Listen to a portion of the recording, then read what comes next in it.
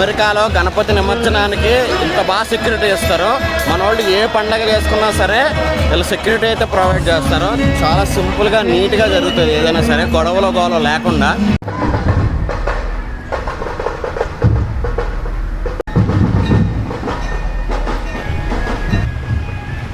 వీళ్ళు మంచిగా సపోర్ట్ ఇస్తారు మనకి.